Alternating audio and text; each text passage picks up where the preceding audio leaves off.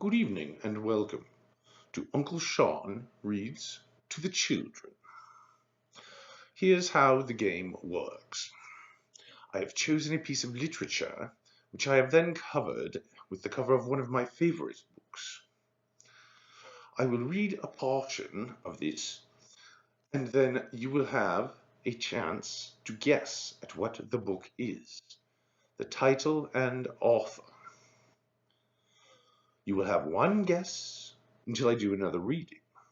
And if by next reading someone has sussed out which book I am reading from, I will congratulate them and choose a new one. If not, I will continue reading from the same book. So fetch your slippers and a nice hot cup of tea.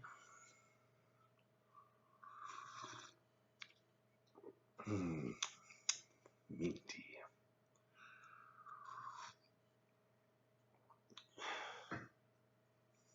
And let's begin, shall we? Chapter 1. Darrell Rivers looked at herself in the glass. It was almost time to start for the train, but there was just a minute to see how she looked in her new school uniform. "It's jolly nice," said Darrell, turning herself about. "Brown coat, brown hat, orange ribbon, and a brown tunic underneath with an orange belt. I like it." Her mother looked into Darrell's room and smiled. "Admiring yourself," she said. "Well, I like it all too. I must say Mallory Towers has a lovely school uniform. Come along, Darrell. We don't want to miss the train your very first term." Darrell felt excited. She was going to boarding school for the first time. Mallory Towers did not take children younger than 12, so Darrell would be one of the youngest there. She looked forward to many terms of fun and friendship, work and play. What will it be like, she kept wondering. I've read lots of school stories, but I expect it won't be quite the same at Mallory Towers. Every school is different. I do hope I make some friends there. Darrell was sad at leaving her own friends behind her. None of them were going to Mallory Towers. She had been to a day school with them, and most of them were either staying on there or going to different boarding schools. Her trunk was packed full. On the side was painted in big black letters, Darrell Rivers. On the labels were the letters MT for Mallory Towers. Darrell had only to carry her tennis racket in its press and her small bag in which her mother had packed her things for the first night. "Your trunks won't be unpacked the first evening," she said, "so each girl has to take a small handbag with her nightie and toothbrush, and things like that. Here is your 10-shilling note. You must make that last a whole term, because no girl in your form is allowed to have more pocket money than that." "I shall make it do," said Darrell, putting it into her purse. "There won't be much I have to buy at school. There's the taxi waiting, Mother. Let's go." She had already said goodbye to her father, who had driven off to his work that morning. He had squeezed her hand and said, "Goodbye and good luck, Darrell. You'll get a lot out of Mallory Towers, because it is a fine school. Be sure you give them a lot back." Now they were off at last, the trunk in the taxi too, beside the driver. Darrell put her head out to take a last look at her home. "I'll be back soon," she called to the big black cat who sat on the wall, washing himself. "I'll miss you all at first, but I'll soon settle down, shan't I, Mother?" "Of course," said her mother. "You'll have a lovely time. You won't want to come home for the summer holidays."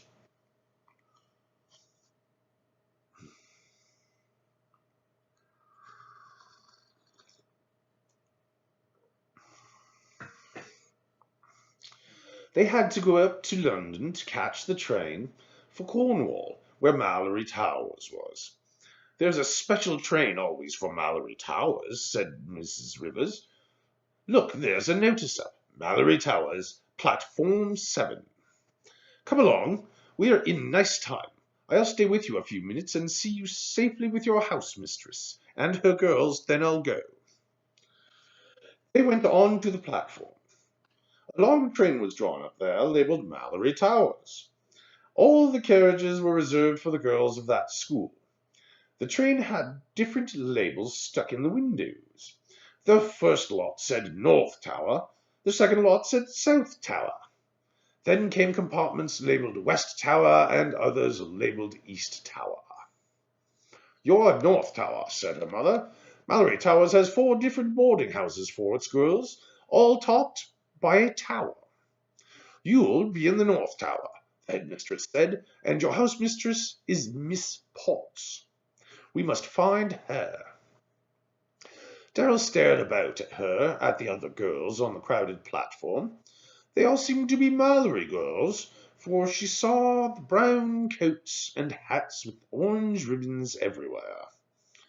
They all seemed to know one another, and laughed and chattered at the tops of their voices. Darrell felt suddenly shy. "I shall never know all these girls," she thought as she stared round. "Gracious, what big ones some of them are! They look quite grown up. I shall be terrified of them." Certainly the girls in the top form seemed very grown up to Darrell. They took no notice at all of the little ones. The younger girls made their way for them, and they climbed into their carriages in a rather lordly manner. "Halloo, Lottie! Halloo, Mary! I say, there's Penelope! Hi, Penny! Come over here! Hilda, you never wrote to me in the halls! You mean pig! Jean, come into our carriage!" The gay voices sounded all up and down the platform. Darrell looked for her mother.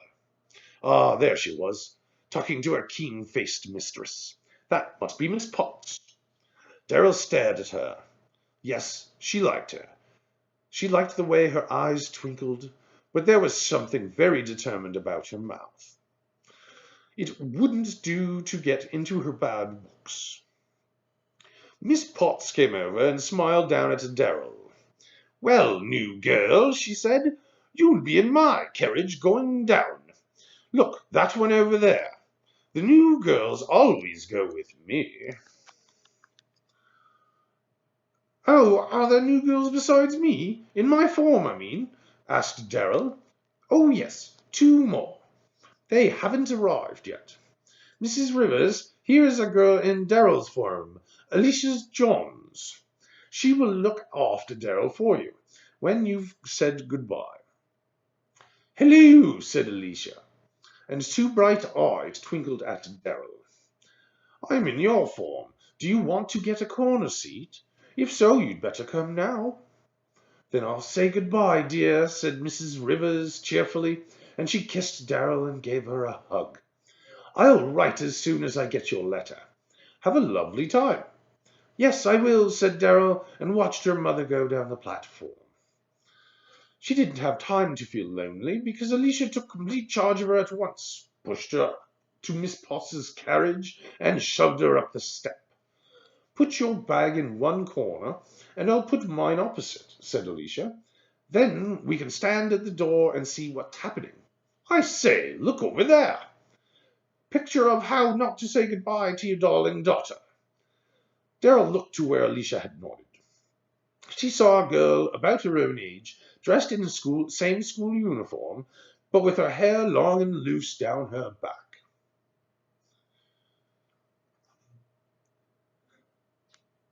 She was clinging to her mother and wailing. Now, what that mother should do would be to grin, shove some chocolate at her, and go, said Alicia. "If you've got a kid like that, it's hopeless to do anything else." Poor little mother's darling. The mother was almost as bad as the girl. Tears were running down her face, too.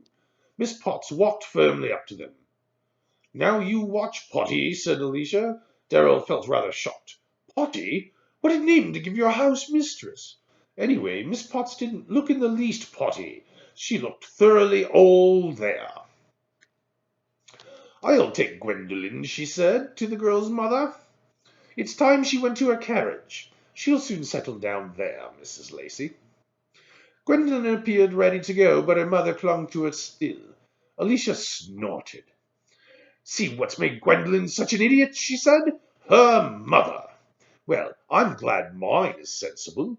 Yours look jolly nice too, cheerful and jolly. Darrell was pleased at this praise of her mother.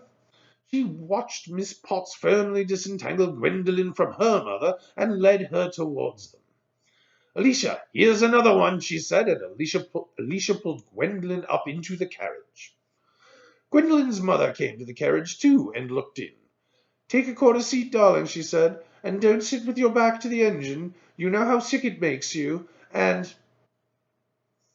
Another girl came up to the carriage, a small, sturdy girl with a plain face and hair tightly plaited back.